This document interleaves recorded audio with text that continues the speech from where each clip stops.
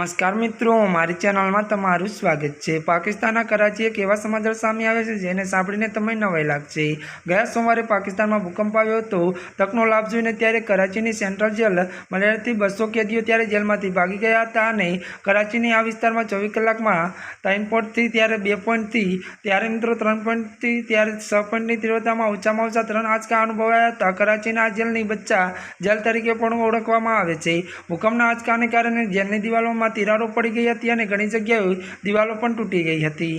વધુ વાત કરીએ તો ત્યારે મિત્રો ત્યારબાદ ત્યારે કેદીઓ ધક્કામુક્કી શરૂ કરી। અગાઉ ભૂકંપ દરમિયાન ત્યારે સુરક્ષાના કારણોસર 1000થી વધુ કેદીઓ તેમાં બેકરમાંથી બહાર કાઢીને ખુલ્લા મેદાનમાં ભેગા કરવામાં આવ્યા હતા। જો કે તક મળતા જ કેદીઓ સુરક્ષા ગાર્ડ પર હુમલો કર્યો અને તેનાથી અફરાતફરી મચી ગઈ હતી। ત્યારે કેદીઓ તેમના હથિયાર છીનવી લીધા હતા અને ગોળીબાર શરૂ કરી દીધો। આ દરમિયાન એક કેદીનું મોત થયું અને જેલ પ્રશાસન 3 કર્મચારીઓ અને એક જેલ ગાર્ડ પણ ઘાયલ થયા હતા। ત્યારે મિત્રો આજના માટે આટલું જ। અમારી ચેનલમાં નવા હોય તો અમારી ચેનલને લાઇક, શેર અને સબસ્ક્રાઈબ કરી દેજો। ધન્યવાદ।